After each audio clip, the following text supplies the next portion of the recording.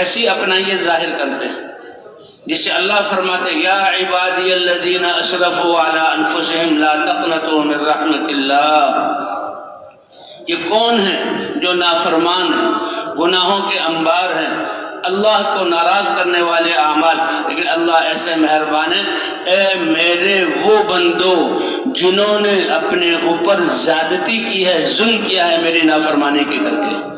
ان کو کہہ رہے ہیں اے میرے بندو، اور کیا فرماتے ہیں لا تقنطوا من رحمت اللہ، اللہ کی رحمت سے نا امید مت ہو، اللہ کی رحمت سے نا امید مت ہو،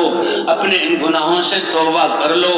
اللہ سے معافی مانگ لو، اللہ اس توبہ کرنے پر اور اس ندامت اور رونے پر تمہارے سارے گناہوں کو معاف کر دے گا۔ اسی پر تو وحشی جو غزوہ احد میں حضور صلی اللہ علیہ وسلم کے چچا کو جس نے شہید کیا،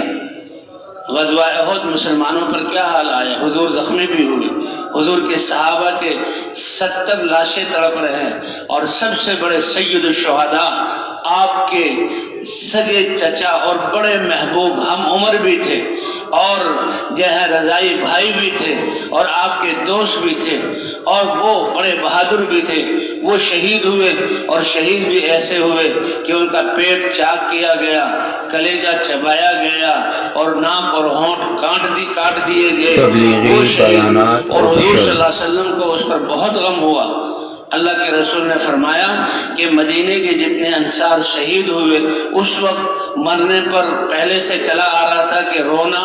اور بین کرنا یہ ممانت نہیں آئی تھی، تو اس لیے مدینے کی عورتیں کہ وہ 70 لاشیں وہ رو رہی تھی، فرمایا حضور صلی اللہ علیہ وسلم نے کہ میرے چچا پر کوئی رونے والا نہیں، مدینے کی عورتوں کو پتہ لگا یا رسول اللہ آپ کا چچا، اس پر ہم روئیں گے، لیکن اللہ نے پھر ممانت کہ شہداء پر مت رو۔ تو ان کا جو قاتل وحشی،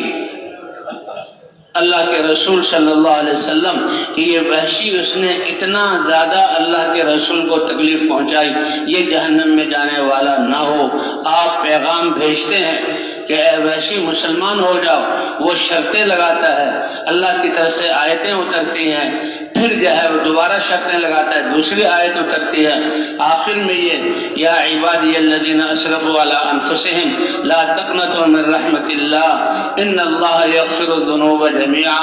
اے میرے وہ بندو جنہوں نے اپنی جانوں پر ظلم کیا، تم اللہ کی رحمت سے مایوس نہ ہو، اللہ تمہارے گناہوں کو بخش دیں گے۔ اس پر وحشی نے کہا ہاں یہ ہے اللہ کی طرف سے وعدہ، اور حضور کی خدمت میں آئے اور اشہد ان لا الہ الا اللہ واشہد ان محمدا عبدہ ورسولہ کلمہ پڑھا اور صحابی بن گئے۔ کیا مہربان ہے اللہ تعالیٰ،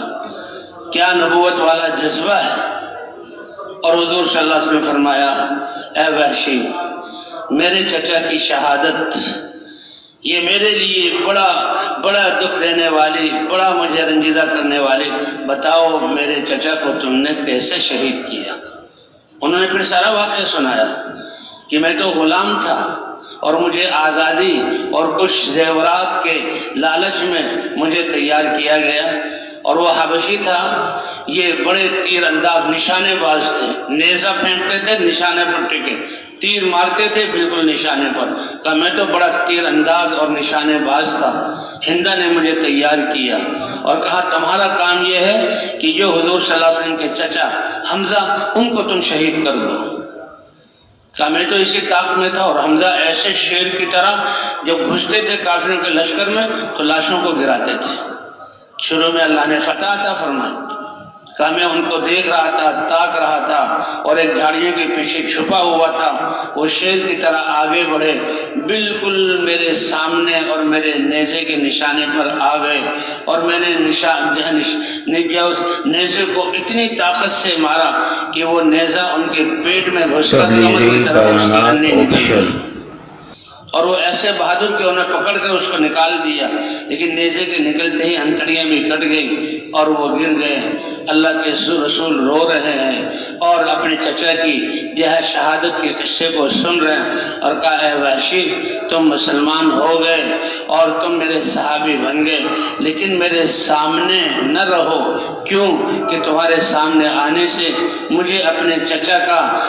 کی شہادت اور یہ دکھ اور اس طرح شہید ہونا یاد آئے گا. اللہ کے دین کے لیے میدان میں اترے تھے، اس لیے تم کہیں اور چلے جاؤ، تو وہ کہیں اور چلے گئے. اور جیسے اللہ نے ایک کفر کی حالت میں کتنا بڑا جرم ہوا کہ حضور کے چچا کو شہید کیا، تو جب مسلمان ہوئے تو انہوں نے اس کے بدلے میں مسیلمہ کذاب کو وحشی نے قتل کیا.